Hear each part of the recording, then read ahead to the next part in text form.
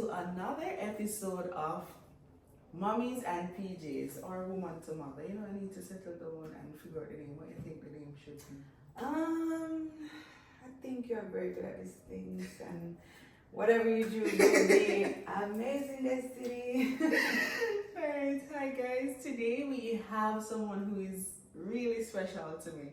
I know I say that for everyone because they really are special to me. So today we have the one and only Yanique Burton-Blake. Alright, so quick backstory. Yanique and I have been friends for, say over 10 years. Yeah, long time. Over 10 We're years. old. We're very old. Right? And she's a mother, she's a wife, she's a nurse, and since lately, she has now turned a business owner. And we'll soon get into all of that. So welcome, Yanique. Thank you so much for having me, Destiny. The pleasure is all mine. More than a pleasure. More than a pleasure. So we're just going to go straight into it, right? You turned a mother, you became a mother before me. Yeah. So how has your experience been? Alright, well, for me, I became a mother. I was actually in my teens when I became a mother. So, I had an excellent support system. Like, it was amazing. I think I had her when I was 18. 18 years old. I became a mother, guys. Not encouraging teenage pregnancy here, but I would have had it no other way, because right now she's my best friend. We're similar, we have similar tastes and stuff like that. And she can wear clothes. And she can wear my clothes, and she steals my clothes. But that's all a part of it, and I absolutely love it. But for me, being a young mother, it's very important when you have a good support system, which I had. I had my mother. She was amazing, like amazing. She was hands-on, and she was there for me. She stayed with my kids. At that time it was just Chloe while I went to nursing school in Kingston. And I didn't have to worry at all. I didn't have to worry, I know they had food, I know their homework was done.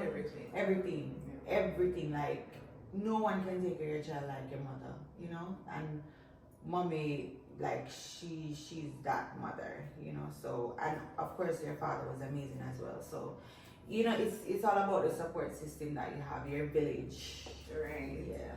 Right. So you have 3 kids. I do. So your experience, so for the most part of it, Chloe was with grandma, right? Because you were going to school and all of that, which your mom fully supported. Yes, she did. Right. So how was it when you had Kenzie, the second one? Well, again, it was mommy, because so I had Kenzie. Mm-hmm. I had just finished nursing school, and I was working at a high school, and I was a school nurse. Mm-hmm. And I fell pregnant with Kenzie, and I decided that it was time to seek new ventures. So I decided that we would migrate to England. One British. So we decided that I would migrate to England. Kenzie, when I left Kenzie, so from my mom, she was retired then. Mm-hmm. So the day she said whenever I would deliver, then she would come and stay with me for a bit. And the day I delivered, I called her, I was like, I'm going into labor now. She came and she stayed with me. So I left Kenzie when she was about 9 months, and my mom was staying with me all through that period. And I left her there. So I left Kenzie and Chloe and my mom at my house, and I went to England. Mm-hmm. So she was there for more than a year, because I didn't take Kenzie to England because COVID had came. Mm-hmm. And slowed down everything. So Kenzie didn't join me in England until she was like 2. Mm-hmm. So all that time it was my mother with the kids, with both of them now. So she was really amazing, and she's truly a godsend. Mm-hmm. Yeah. Right. So I remember I was there with Kenzie. Yes. Kenzie was You were born. there. Yes, some people. She was there, guys. She was in the delivery room. Everything. She was there. But the crazy part was, you figured you were going into labor. Yes. At the time, people me couldn't drive. I couldn't drive, so she drove. Like you wouldn't believe. I still have the videos. Yeah. Like you wouldn't believe that she was actually in labor, and she drove us to the hospital, and we stayed until we welcome beautiful Kenzie. Yeah. So, she's your goddaughter. She is. She is, and she's so much similar to my son. Yeah.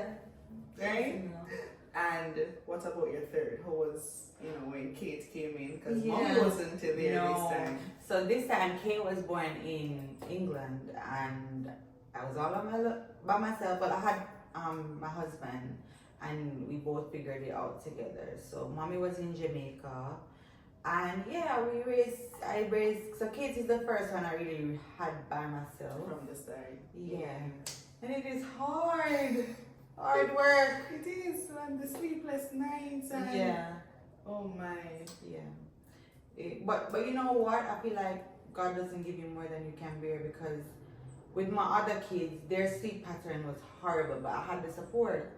But then Kate was such a good baby, So it's like it just worked out, because I had sleepless nights, but it wasn't like when I had Kenzie and Chloe. So it's like, because God knew that I had less help then, He was like, all right, let me make this baby work. Yeah, let me make this baby a good baby for you, so you can manage, Alright. Yeah. And you breastfed all three? No, I did not. Sorry guys for the pro breastfeeders, mothers. Alright, so with Kenzie, with my first child, I was, I don't know if I didn't know what I was doing, but after a month, my breast milk supply just stopped. It stopped. So she got it for a month, and then with Kenzie, same thing happened. But with Kate, I was taking like lactation cookies, and it was better with Kate. So I did Kate for a year. I did give her bottle as well, because I have 2 other kids to take care of. So me on the breast all the time with her was not going to work. But she got it, and that's the most important Up to thing. what age? She was 1 year old. Oh. Yeah. And then as soon as she turned 1, she didn't want it anymore. She stopped. Yeah, she weaned herself. Yeah, she weaned herself. Right. Yeah. Alright. Not bad at all. Alright, so you just mentioned that you had other kids to take care of while they had Kate. So how was it organizing, planning, managing, running your household, being a nurse with all 3 kids and a husband, and you started this line? How was all of that?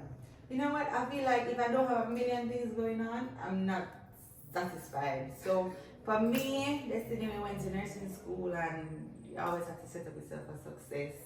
Say that again. We have to set up ourselves for success, guys. I need to remember that lecture. Yes.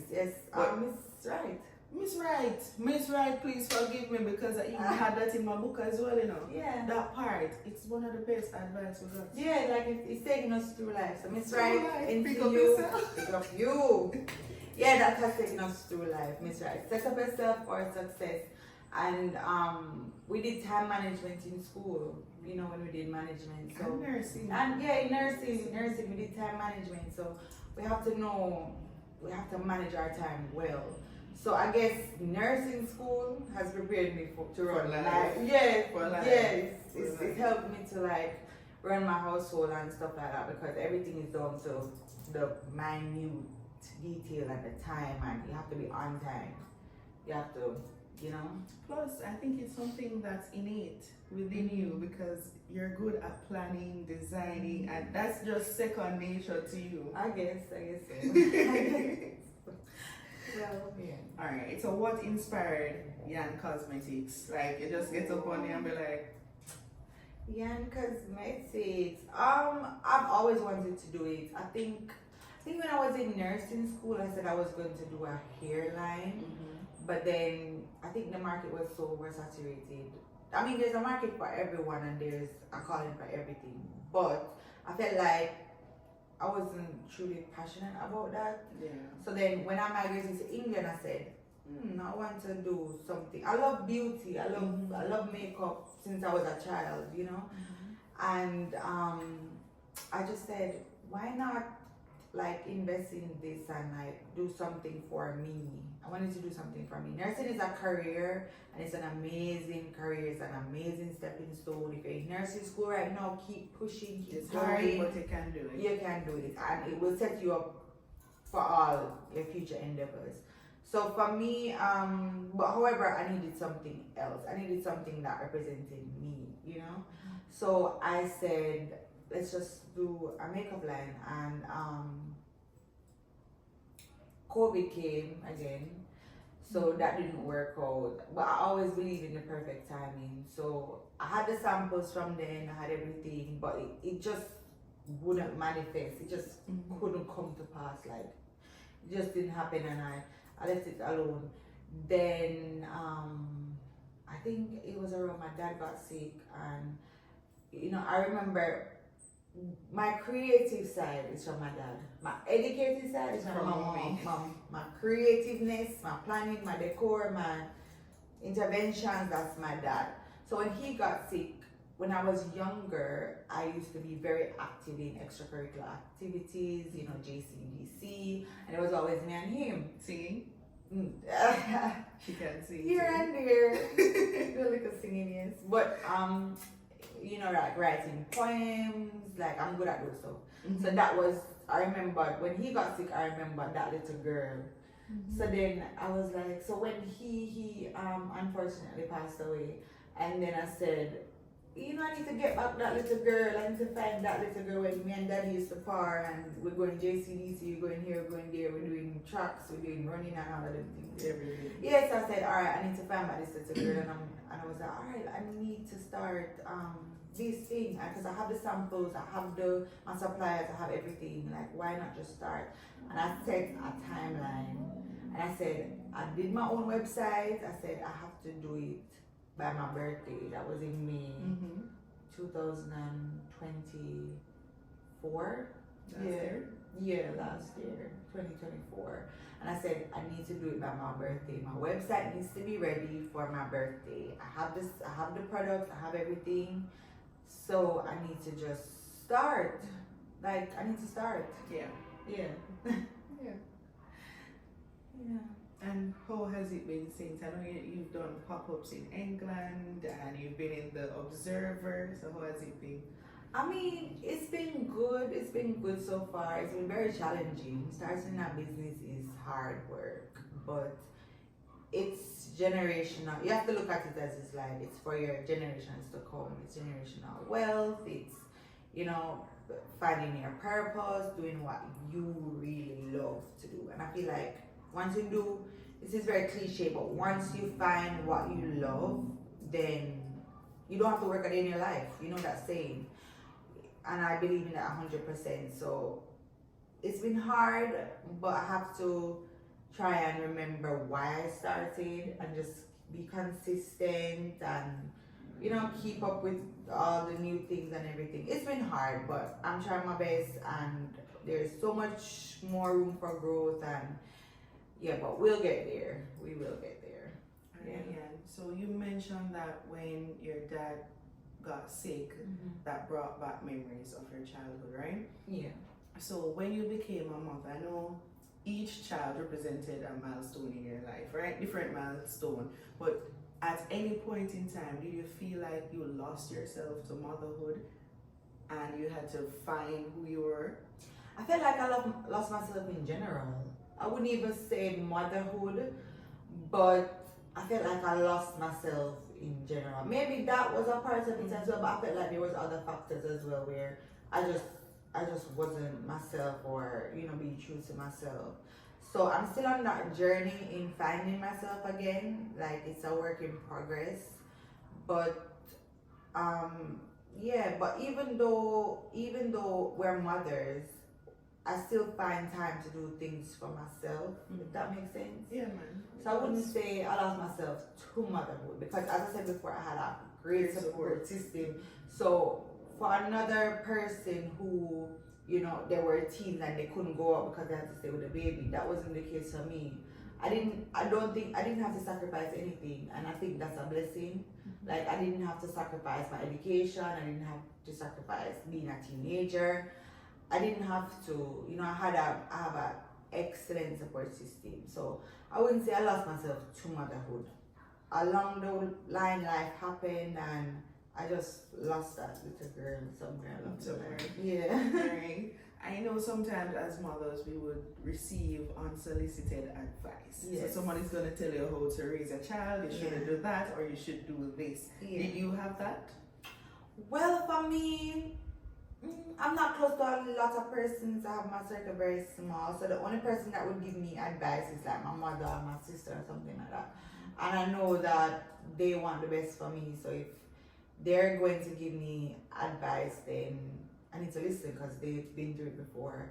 Or whatever my mom may say, I would just listen because I know that she wants the best for me. And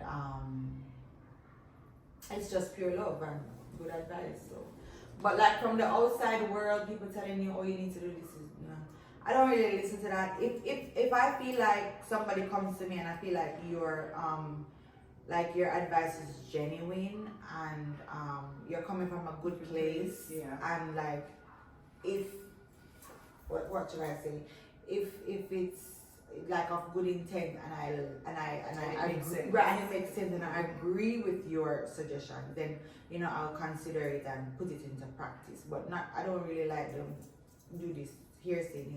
So I keep my circle very small just to eliminate all of those extra stressors. So Yanique, while we're here recording, we had to take a break because my son is with us, right? Right. Interrupting. So like, how do you deal with that when your children interrupt when you're doing something of importance? Do you snap or you just and chalk it up to them being a child? Well, you know what? That's something I've learned to do over the years. At first, I was very snappy, but I realized that, you know, you just chill, just calm down. You might have a certain expectation of how your day is gonna go, and I think that we should take this into even our life perspective. You might think it's gonna go this way, but it's actually not. And it's okay. Like I used to be like, if I go out, say I'm running errands and I don't get something, that used to ruin my entire day.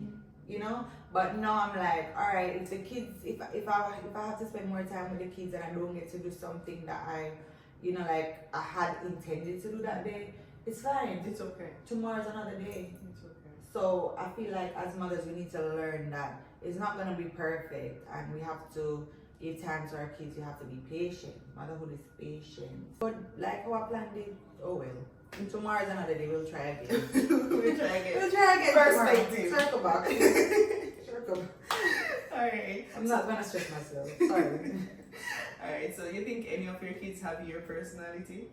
Kenzie, 100%.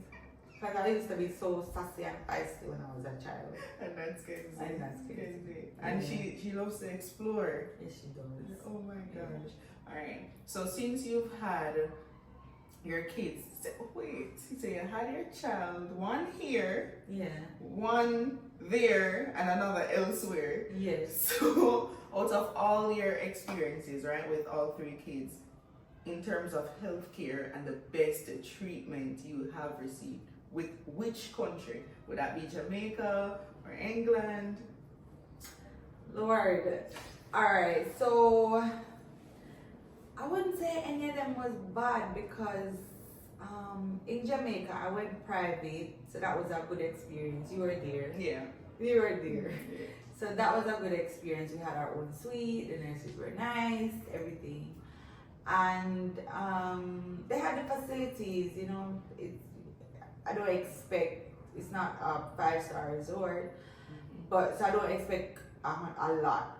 I just want my child to be delivered safely, we're treated nicely, and I'm happy. Yeah. I just want to leave with a healthy baby.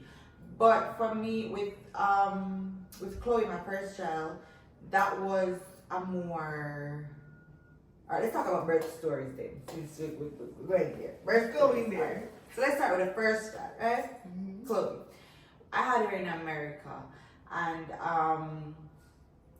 I wasn't dilating. I wasn't dilating at all, and my water had broke before I went into labor, so I had to stay there for like 2 days, no food, nothing, and they had to like put some fluids back in, like to protect her in the sac and stuff like that because I wasn't dilating. And I feel like their medical system is amazing because I was there for 2 days. The baby's still inside of me, and then they gave me time to dilate. Eventually, I did. And without induction, they didn't induce the baby? No, I had epidural. That's about it. So they allowed me to dilate, and then I think at one point my heart rate dropped, and then the doctors came in and they were like, okay, you have 1 more hour. If you don't dilate, then we're going to surgery. So I dilated and she came. The only thing though was for her, I had to leave her in the hospital because she was without the fluid for so long. Then she got infection. She got an infection, so I had to leave her in the I had to leave her in the NICU. So that for me would be the most, like traumatic experience. Because that was very sad for me, just having a baby. At first time, teenage mom, and then having to leave the baby in the hospital and go home without her. But eventually, she was a healthy baby and she's absolutely fine now. So she was natural birth. She was natural birth. Yes. So, and the healthcare system was good as well. So now back to Kenzie. Kenzie was here in Jamaica and she was I went private with her, and I went in to have a normal delivery again. I had issues dilating, but that was not the main concern. Her heart rate dropped, and while her heart rate dropped, they said, okay, we're not gonna wait because obviously they don't have the technology like America. Right. So in America they waited. Here in Jamaica they didn't wait. Like no hesitation, and I felt like that was a good call on the doctor. So we got them, and went into surgery. I was terrified because I did not plan to do surgery. So I was terrified, and I asked my mommy to pray with me, and she prayed, and I went into surgery, and it came out successful, and she was healthy. In England, with Kate, she came. She was a big baby. She was like 10 pounds something. Yes. Or 9 pounds, 7 pounds. Push or C-section? No. So they were monitoring me for a small baby because my other 2 babies, they were small. I don't know what happened. My mom used to send me as an East Indian mango. My husband used to bring me East Indian mangoes. I don't know what. Maybe it's the mom. I don't know. But she was a big baby, and I did not have gestational diabetes. So she was just big. Big, wow. So they said, do you want to push? Do you want to have a cesarean? I was like, I'm having a cesarean, please. And thank you. Because I'm not pushing at 9 pounds something, almost 10 pound baby. So yeah. But so I mean, like, each experience was good, and given the circumstances of each country, they did their best, and I'm happy. Yeah. Do you get sick with any of them during the pregnancy? Had any morning sickness, any of that? All of them, everyone, every last one. Some worse than some. Like my first child, it was the worst, and I think I wasn't quite educated because when you feel nauseous, you're supposed to eat. So I was not eating, like, because I felt so sick and I know it would come up. You didn't want. I didn't want to eat, but you have to do small portions. Right. So I lost so much weight, so much weight. I was so skinny with my first child, but I think that's all due to education. So with my other pregnancy, I learned that I need to have small, frequent meals and stuff. So yeah, it got better. So you think it's a case where we as people, or as mothers, or educators, or persons in healthcare, that once you're a part of your education, even though you may say to each mother that comes in that, hey, you need to eat, but should we push it more? Because I know we have campaigns around breastfeeding, but I don't necessarily see campaigns here in Jamaica about how you should eat and all of that in pregnancy. I know when you go to clinic or to the private doctor, they'll tell you, but it's not emphasized. So you think that's something that should be pushed? Absolutely. Because, as I said, I didn't know. I absolutely did not know. So I do think that educating the mothers, it doesn't have to be private, even in the clinics, because I think like clinics, they're super big on education for breastfeeding and stuff like that. But I think that they need to incorporate, you know, the nutritional value of eating, or people in Jamaica, they feel like morning sickness is a normal symptom of pregnancy. While it is, it doesn't have to be that bad if you're educated on what to do. Yeah, there are ways to kind of Right. But with me, like an 18-year-old, actually I was probably 18-year-old or 17. I didn't know that I should have small, frequent meals to, you know, curb the morning sickness, or what to do when I wake up in the morning, or, you know, like just to help me. I had to learn that by myself over time. So I think that some education needs to be done there. Alright, I support it. Do you have any postpartum depression with any of them? I would say again my first child, because a new mother, I don't know, the child just wouldn't sleep. She definitely would not sleep. So when as soon as I don't know if I was doing it wrong, because I had in America, my mother wasn't there with me. I don't know if I was doing it wrong, but she just would not sleep. So as soon as I put her down, she would wake up. So I wasn't eating. So again, I lost weight. So I lost weight when I was pregnant. We were in the beginning, and then after again, we'll lose weight. So in my last video, we talked about how, you know, healing after was bad. Did you receive a lot of tears or anything down there? For Chloe, I did. They did an episiotomy, and I got stitches after. But again, I had epidural, so I didn't feel it. To be honest, I have not felt labor pain with my 3 kids. I don't know what it feels like, because I never felt a contraction with none of them, because 2 of them, I felt slight contractions with my second one, but it was nothing. It was nothing to what the mothers endure, and I salute them because I didn't feel it. So I had a episiotomy, but I was doped up on epidural, so I didn't feel it. And they did the stitches. With the cesarean, healing after cesarean is hard. But for me, I was driving within a few days. I just took the painkillers. Coughing and sneezing is always a problem after cesarean. But otherwise from that, it was okay. So you mentioned coughing and sneezing. So up to this day, when you sneeze, do you have to cross your legs? Yeah, that number stuff. That's so embarrassing, you know? When you're out there, you don't know what will happen. You say a sneeze, and guys, you have to cross your legs. I have to do a Kegel exercise. Yeah. You have to do a Kegel exercise. Alright, so in terms of snapping back and the body, walk me through what those were like for each child. So starting with Chloe, after you had Chloe, you're still relatively young. So yeah, so that did easy. Quick and fast. Quick and fast. Just, yeah, that did good. That was fine. And the second? Second, it was alright. It was okay. A bit harder than the first. Yeah, I've always been in gym, you know. Even when we used to study, when we finished studying, school finished 5 o'clock? 5. We studied till 7, 6? 6, 7. We did like an hour studying. After that, I'm going to the gym. Yeah. So I'm gonna study, but I'm going to the gym after. So I did that 5 days a week, every day. So I've always gone to the gym.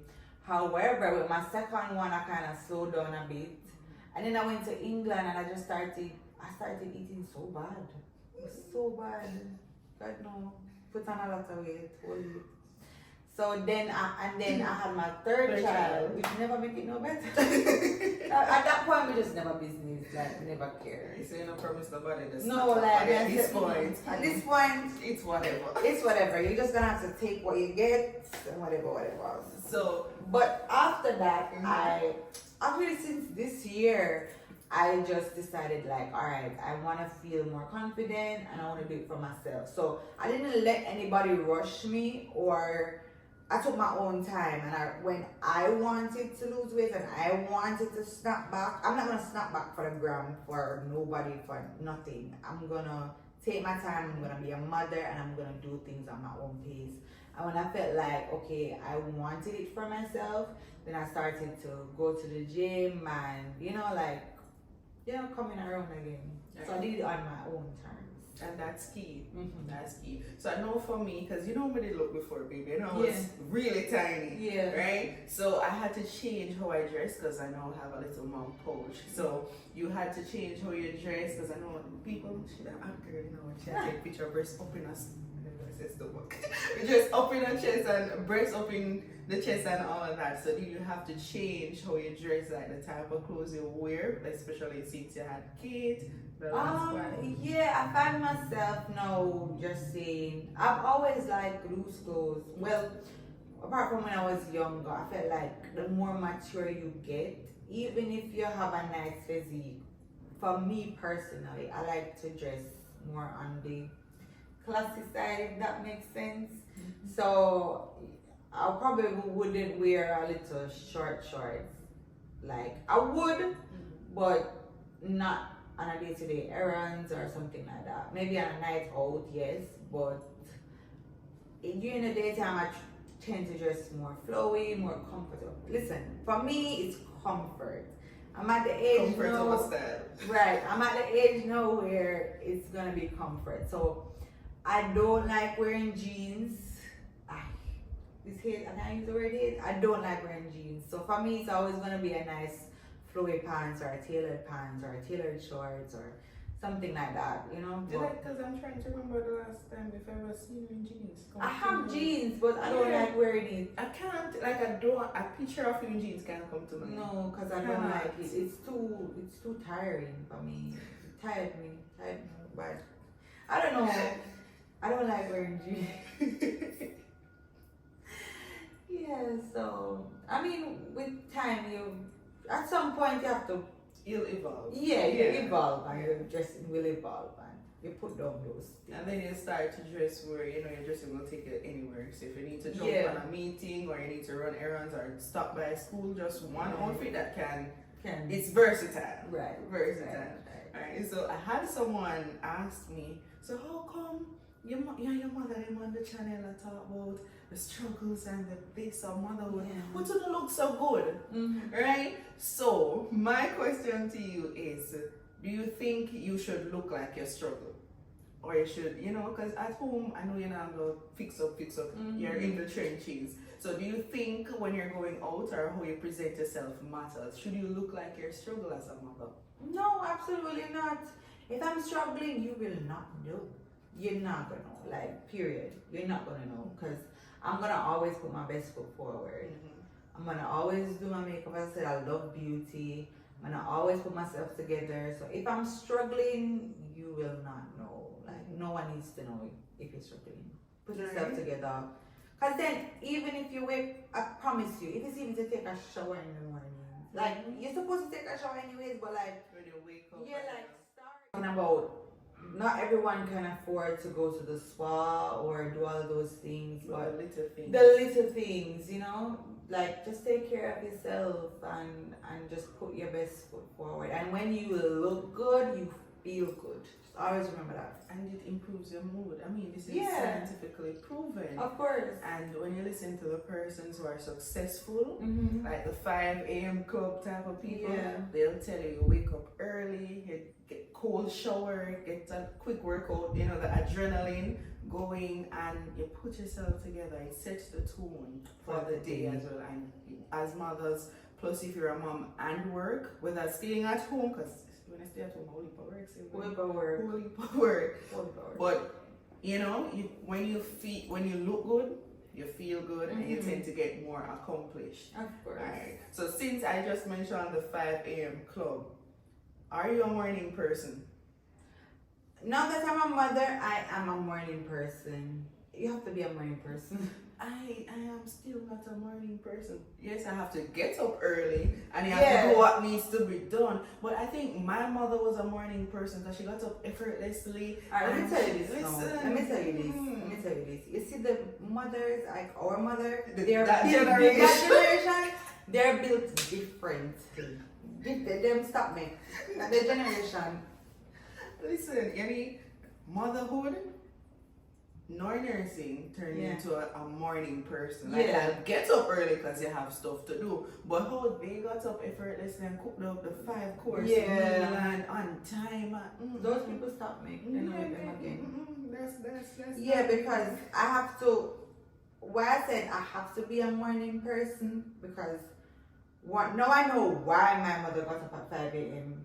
Because you need to get the kids ready for school, you need to do this, you need to do that. So getting up early is the way to do it. Get more hours out the day. Right.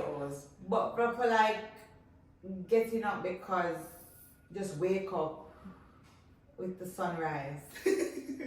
No. Plus, My mother if you used get to do up that. early, you get time for yourself. Yeah. Unless you have a child like mine. Yeah.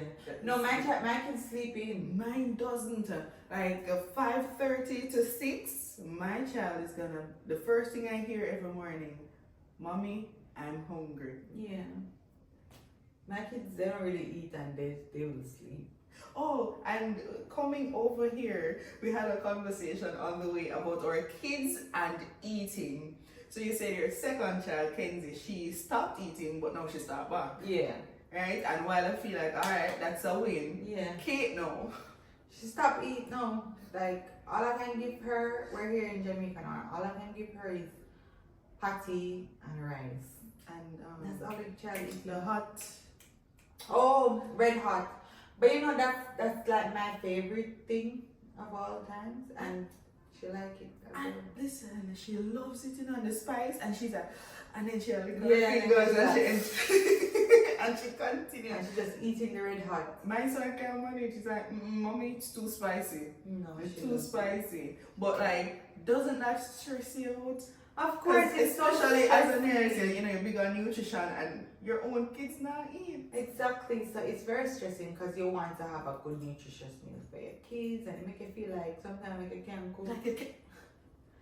Like you can't cook nothing. So I'm like, all right, what can I give you? You know, you spend all this time preparing this nice, lovely meal, your veggies, your this, your protein, your carbs, everything, and then the child don't eat it. They want nuggets and fries or something like that. Oh my gosh. And I remember my son had a stage where we were traveling, and the only thing that boy would eat was fruits, thank God for that, and water, and Ensure. But I feel like some people would say as long as they're getting something in, it's. I don't That's know. what Their I body focus works. on. We haven't studied this, or I'm not knowledgeable about like the children's body. Pediatrics. Yeah, pediatric side of things, but it worked for them. Listen, as long as they're eating, at Yeah. one point, what his dad used to do would just leave bits of food here and there, like him a rabbit. Mm-hmm. Because he's not gonna sit and have a complete meal. You Yeah. know they're not going They're to. not. So picky eating, I experienced it. So if you're going through it, it's normal. It's a part of the process. It's only cause for concern if it's extreme, Yeah. right? Then definitely take your child And to a if you're seeing pediatrician. like the child is losing weight Yeah. and stuff like that, then yeah. Alright, but if it's just regular picky eating, trust me, most of us Yeah. have been there, because my son, he got a reset when So, he turned 3. Having your before that- kids, being a mom and a wife, like how do you incorporate faith into your life? I mean, you have to have, I don't know, so for some persons this might be a touchy subject, but you have to have faith in God. Like that's how you get through your day. Like just put Him first and just believe that things will work out, and you'll find that things always find a way to work out. Maybe not your way, but trust me, it will work out, and God's way is always the best way. True. And what morals and values are you imparting in your children that you feel the world really needs? Because as I said, or mom's generation is different, always different, and theirs kind of feel like they need help. Right. So I mean, I feel like it's good to inculcate strong moral values in your children. One of them being respect. Like we need to teach our children how to respect. And have shame. Yeah. And have shame. Bring back that. Yeah. We need to teach them how to respect not only others but themselves. Like we need to do that. Like I feel like respect is just going away. And I feel like Good morning. You must say good morning, you must say thank you, you must say please. That those simple things that our parents taught us as children, that's what I try to teach my children now. And you know, if I can be half the mother that my mother was, then I would have done a great thing. Same, I could the same sentiments. Right. Alright, so we're about to wrap up, guys. But before we do, Yan, where can we order your products? How can we get in touch with you? Just let us know. Alright, so for Young Cosmetics, my baby, you can order them online at www.youngcosmetics.co.uk. And we do international shipping, and it's also available here in Jamaica at Shop Indiana's in Junction St. Elizabeth. Or you can just message us on Instagram. Yeah. So Yanique, it's such a pleasure to have you here with us, especially before you fly out again, because I don't know when I'm gonna see you. You'll see me soon, Destiny. You'll see me soon. And you know, one of the things I want to say is that I've valued your support and friendship over the years. People, every time she come to Jamaica, she call me. Even if we don't get to see each other, which is rare. Yeah, very rare. Which is rare. We're still in touch, and our kids have met each other, and the same thing. And it's such a pleasure to have you. Thank you for coming here. And you imparted such knowledge to my audience. And thank you, Yanique. You're welcome. And I want to say, guys, congratulations to you, Destiny. Thank you. And I feel like friends that we've made in college, university, they are friends that we kind of stick with. Yeah. So this has been from we were in college. She always did public speaking. She was always the one we would push and say, "You go talk, you talk." So like even if it's group assignments, she would be the one to present the speaker. Yeah, she was always the speaker. So for her to come into her own and starting her own channel and, giving advice, educating mothers. I'm super, super proud of her, my girl. Thank you. Proud of you. And I want to wish you all the very best. And your channel will evolve from here on. We're claiming it. Amen. And we're going international. Well, technically, you're the first international guest. Alright, so guys, remember to like, share, and subscribe. See you in the next video. Bye. Bye.